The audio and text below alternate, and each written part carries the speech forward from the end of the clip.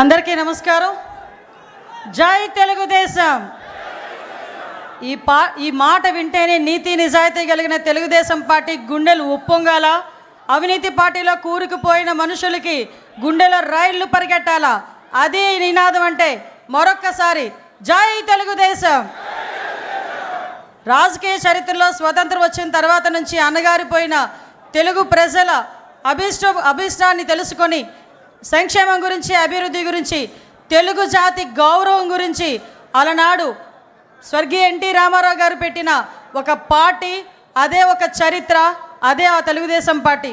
ఆ పార్టీ పెట్టి ఈ రోజుకి కూడా తెలుగు ప్రజలు గర్వంగా నిలబడేటట్టుగా చేసిన ఆ మహానుభావుడికి మనందరి తరపున ఘన నివాళులు అర్పిస్తూ ఈరోజు అదే తెలుగుదేశం పార్టీ ఆశయాలకు అనుగుణంగా ఒక తండ్రి స్థానంలో ఉండి ఎన్నో ఒడిదుడుకులు ఎదుర్కొన్నప్పటికీ కూడా, ఎన్నో అవమానాలు ఎదుర్కొన్నప్పటికీ కూడా, ఎంతోమంది ఎన్నో మాటలు అన్నప్పటికీ కూడా తెలుగుదేశం పార్టీ కార్యకర్త గురించి, తెలుగుదేశం పార్టీ నాయకుల గురించి, కార్యకర్తల గురించి, తెలుగు ప్రజల గురించి నేనున్నానని అన్ని అవమానాలు పడి కూడా మీ అందరి గురించి అవమానాలు పడినా కూడా చెక్కు చెదరని చిరునవ్వుతో మన ఎదురుగా నుంచిన మన నాయకుడు నారా చంద్రబాబు నాయుడు గారికి పాదాభివందనం చేసుకుంటూ, అదేవిధంగా ఈరోజు తండ్రికి తగ్గ తనయుడు, తాతకి తగ్గ మనవడు అంటుంటా.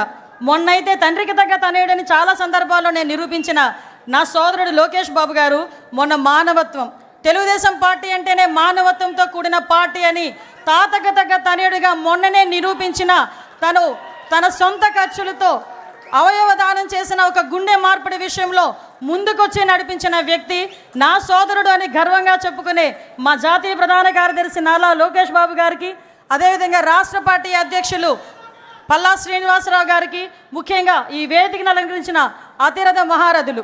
ఇందులో నేను చాలా చిన్నదాన్ని, ఎందుకంటే 83వ సంవత్సరం నుంచి కూడా తెలుగుదేశం పార్టీ గురించి ఎన్నో త్యాగాలు చేసి ఈ రోజుకి ఇక్కడికి తెలుగుదేశం పార్టీ ఉంటే మనం ఉన్నామనుకునే విధంగా ఉన్న తెలుగుదేశం పార్టీ నాయకులందరికీ కూడా మరొకసారి శిరస్సు వంచి పాదాభివందనం చేస్తూ, తెలుగుదేశం పార్టీ కార్యకర్త, నా కోసం పుట్టిన పార్టీ, నా జాతి కోసం పుట్టిన పార్టీ, నా కుటుంబం కోసం పుట్టిన పార్టీ. ఈ పార్టీ జెండా ఎన్ని ఒడిదుడుకులున్నా కూడా కిందన పడకూడదు అని, పడే సందర్భం వచ్చినా కూడా కిందన పడనివ్వకుండా 2 చేతులతో ఒడిసి పట్టుకొని ధైర్యంగా గుండె నింబరం చేసుకొని గుండెని చీల్చుకుంటూ బయటకు వచ్చిన జెండాను పట్టుకున్న ప్రతి కార్యకర్తకి కూడా పేరు పేరున శిరస్సు వంచి పాదాభివందనం చేస్తున్నా. ఎందుకంటే ఈరోజు తెలుగుదేశం పార్టీ బలగం తెలుగుదేశం పార్టీ కార్యకర్తలే. ప్రతిసారి తెలుగుదేశం పార్టీ అధినాయకుడు మా నారా చంద్రబాబు నాయుడు గారు చెప్తుంటే ఒక్కొక్కసారి నాకు 12 సంవత్సరాల రాజకీయ అనుభవం, ఈ రాజకీయ అనుభవంలో చూసిన సందర్భాలు చాలా ఉన్నాయి. మేము పార్టీ క్యాన్వాసింగ్కి వెళ్ళినా, ఎక్కడికైనా మీటింగ్కి వెళ్ళినా పెద్దవాళ్ళు 2-3 వచ్చి ఏదైనా పెన్షన్ అడుగుతారేమో, లేకపోతే ఏదైనా హౌసింగ్ స్కీమ్ అడుగుతారేమో అనుకుంటే నా దగ్గరకు వచ్చి చాలా సందర్భాలు, అమ్మ పార్టీ జెండా ఇవ్వమ్మా, మా ఇంటికి కట్టుకుంటానని చెప్పి సందర్భాలు కూడా చాలా ఉన్నాయి. అటువంటి మహానుభావులందరూ ఉండబట్టే 43 సంవత్సరాలుగా ఎన్నో ఒడిదుడుకులు ఎదుర్కొన్నా కూడా ఈరోజు పార్టీ నిలబెట్టుకోగలుగుతున్నాం. ముఖ్యంగా తండ్రి స్థానంలో ఉన్నారని ఎందుకు మాట్లాడుతున్నానంటే గౌరవ చంద్రబాబు నాయుడు గారి గురించి. ఏదైతే పార్టీ ఈరోజు మన సిద్ధాంతం పేదరిక నిర్మూలన అని మన సిద్ధాంతం. నేను కమ్యూనిస్ట్ని కాదు, నేను సోషలిస్ట్ని కాదు, నేను హ్యుమానిస్ట్ని అని చెప్పి ఆ రోజు ఎన్టీ రామారావు గారు చెప్పిన సందర్భం నుంచి ఈ రోజుకి నేను అదే విధంగా ఉంటాను అని చెప్పి ఈరోజు నీతిగా, నిజాయితీగా తెలుగు రాష్ట్ర ప్రజలు ప్రపంచవ్యాప్తంగా గర్వపడేలా ఈరోజు ముందుకి విజనరీతో నడిపిస్తున్న నాయకుడు. ఈ సందర్భంగా మనందరికీ కూడా ఒక విషయం చెప్పాలి. 1998లోనే అమెరికాలోని ఇలినాయిస్ గవర్నర్ జిమ్ ఎడ్లర్ గారు చంద్రబాబు నాయుడు గారి గౌరవార్థం సెప్టెంబర్ 24న నాయుడు డేగా ప్రకటించిన సంగతి ఇక్కడున్న చాలా మందికి తెలియకపోవచ్చు. ఈరోజు చాలా గర్వపడుతున్నా. అటువంటి నాయకుడు నాయకత్వంలో ఈరోజు ఒక తెలుగుదేశం పార్టీ కార్యకర్తగా నించున్నా కూడా అది జీవితానికి పరమార్థమే అన్న విషయాన్ని ఈ రోజు నేను గర్వంగా చెప్పగలుగుతున్నా. మీ అందరికీ తెలియాలి, గౌరవ చంద్రబాబు నాయుడు గారు అంటే మనందరం కూడా చంద్రబాబు నాయుడు గారు ఒక ముఖ్యమంత్రి హోదాలో, ప్రతిపక్ష నాయకుడి హోదాలో చాలామంది చంద్రబాబు నాయుడు గారి దగ్గరికి వచ్చేటప్పుడు నా స్వయంగా నేను చెప్తున్నా, ఈ సందర్భం ఎప్పటి నుంచో చెప్పాలనుకున్నాను కానీ చెప్పలేకపోయా.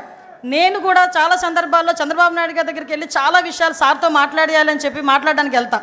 ఏమ్మా అనిత, ఏమ్మా అంటారు, అనిత కూడా కదా ఏమ్మా అంటారు, అనేసరికి మొత్తం మర్చిపోతా. 2 సార్లు అలా వెనక్కి తిరిగి వచ్చా.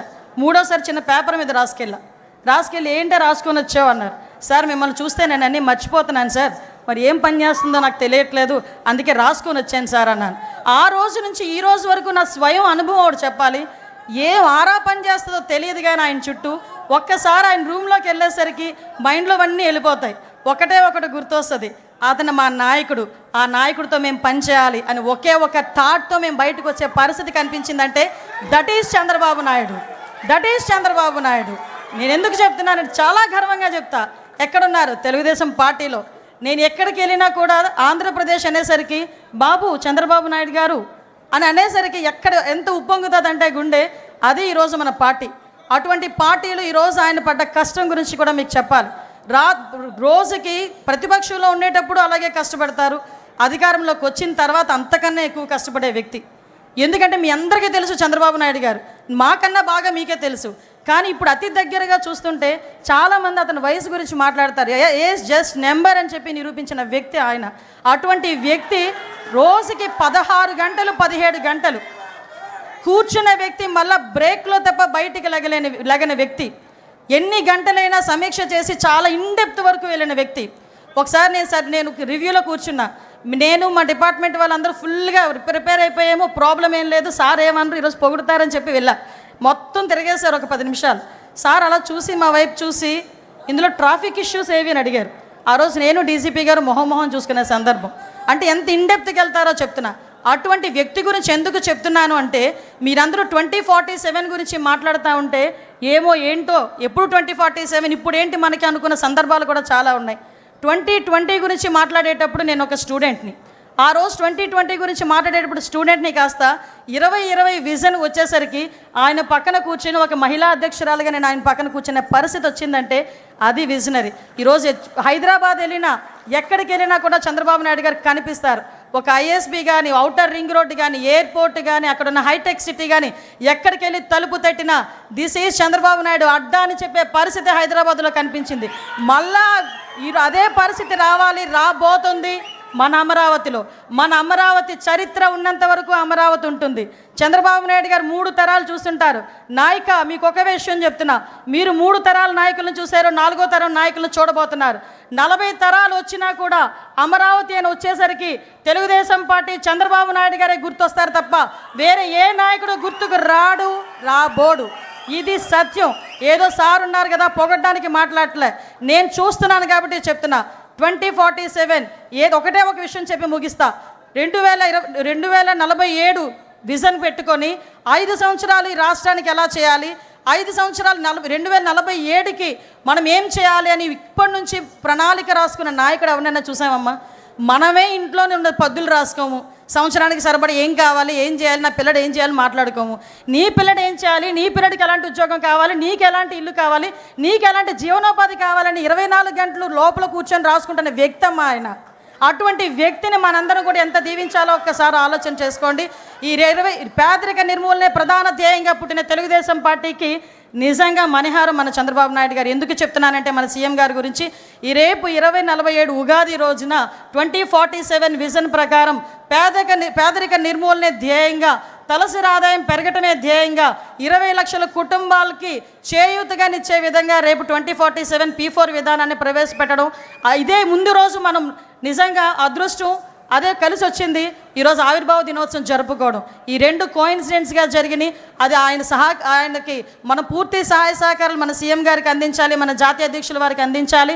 అదేవిధంగా మనం ప్రతిసారి కూడా ఎలాగైతే ఎన్నిదన్నుగా ఉన్నారో, ఆయన కష్టంలో ఉన్నప్పుడు, నష్టంలో ఉన్నప్పుడు, అవమానం భరించినప్పుడు, ఆయన జైలుకి వెళ్ళినప్పుడు కూడా ఎంతోమంది ఈరోజు ప్రపంచవ్యాప్తంగా బయటకు వచ్చి ఆయన గురించి మాట్లాడి ఆయన గురించి ధర్నాలు చేశారంటే, అటువంటి నాయకత్వంలో మనం ఉన్నందుకు ఒక్కసారి పసుపు జెండా పట్టుకొని గట్టిగా తిప్పాలి. జై తెలుగుదేశం! ఈ అవకాశం ఇచ్చిన ప్రతి ఒక్కరికి కూడా ధన్యవాదాలు తెలియజేసుకుంటూ సెలవు తీసుకుంటున్నాను. జై హింద్.